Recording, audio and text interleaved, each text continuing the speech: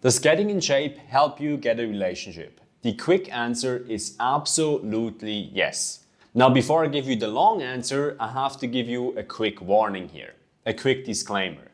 Because what we're going to talk about in this video might be a little bit eye-opening, to say the least. So it is not fully politically correct, but the studies and the data that I'm referencing in this video are the biggest and largest studies ever conducted on this area.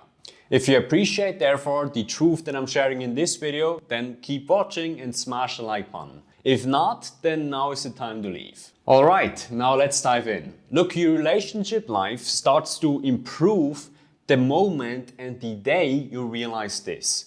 Number one, women want different things in men than men want in women. And number two, those mating preferences, meaning what women and men want, are cross-cultural, meaning they're the same everywhere you go, be it in Europe, Asia, America, even Antarctica, applying for the people there, not for the penguins.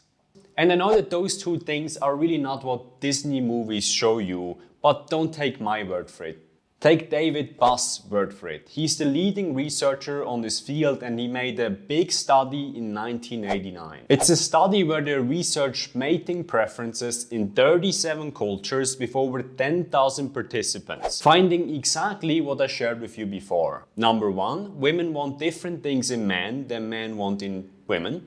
And number two, those things are the same everywhere you go. Now, the reason for those 2 points is absolutely fascinating and likely not something you've heard of before. Look, what differentiates males and females in a biological point of view is largely the size of their sex cells. Meaning males tend to have small sex cells and women or females tend to have large sex cells.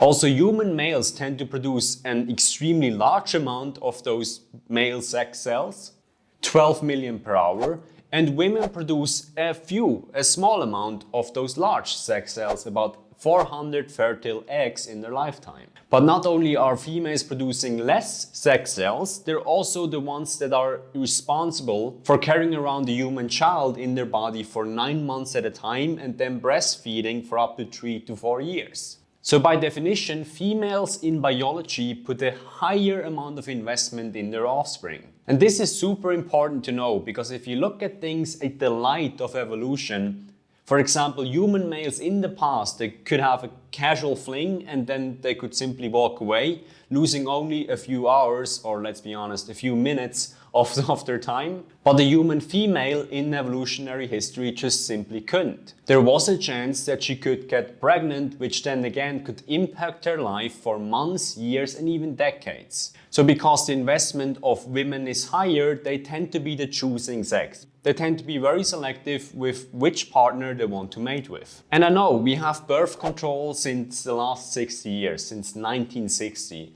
But those 60 years are a very small part of human and mammal evolution, which went on for millions of years. In a classic and quite politically incorrect study in the 80s, researchers had males and females ask the opposite sex whether or not they were looking to have sex with them, largely on the spot or a few minutes later. And unsurprisingly, most men agreed, and out of all the women that were asked in this study, 0 agreed to the proposal. So when it comes to general mating preferences, men are different than women. But do they both like partners that are fit? You bet so, just the reasons are different.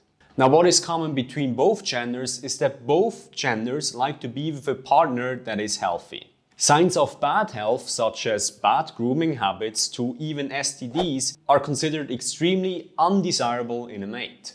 Yet in humans, what is unique is that good health is not only signaled by physical appearance, but also by behavior. Men and women also tend to prefer partners with better mood and better energy levels. So a healthy partner is generally what both genders and sexes are looking for. Now here's what is different. Here's exactly what women want. A quick glimpse to see what really excites women, and this is funny, is to go to Amazon and search for romance novels. You see a common pattern there. The guys that women are fantasizing about are usually chiseled, they're quite trained, they're tattooed, and they're, as a general rule of thumb, successful. Look, there's a reason 50 Shades of Grey is not about the high school teenager who lives with his parents, eats chips and plays video games all day. There's a reason 50 Shades is about the fit, assertive billionaire. Or the 365 Days movie which just recently came out, where a hot mafia boss is holding the girl that he wants hostage for a year. Guys, there's a reason for that. Now this doesn't mean become a mafia boss or hold a girl hostage. What I'm simply saying is that there's a reason you don't find movies about female mafia bosses holding men hostage for a year. Those movies show you patterns, attributes which women tend to like. Generally what you see is that women prefer men that are athletic, meaning the broad shoulders and the thin waist, the V-taper. That is important for women because it is a sign of strength, and our past, our human past, was quite dangerous and violent both for men and for women. So women are looking to have a partner that can protect them in case something would go wrong.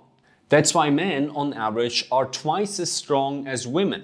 And that strength difference is one of the biggest differences between those two genders. Just look at the sexiest man alive. The Rock, Chris Hemsworth, Idris Elba. You see a common pattern there? The evidence is really right in front of our noses.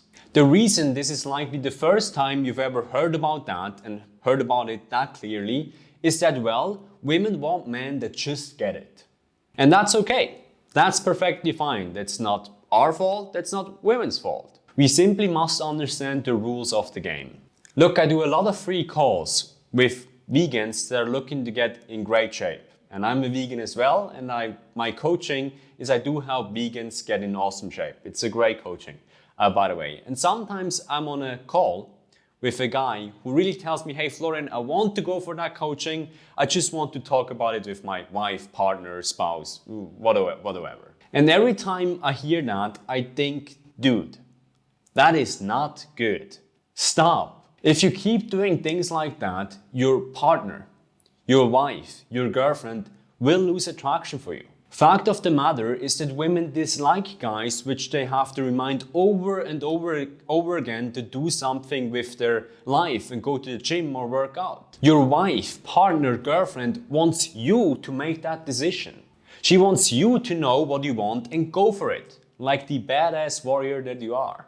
So it's on you as a guy to make a positive decision for your life and get your life on track. If you like this video, don't forget to smash the like button. If you want to see more videos about this when I touch base on veganism, fitness and personal growth, then don't forget to subscribe to this channel. And if you want to get coached by me, I help vegans or soon to be ones get in the best shape of their life. If you click the link below in the description or in the first comment, you can schedule a free call with me. Just please don't do the mistake that I showed you there before. So talk to you soon or see you next time.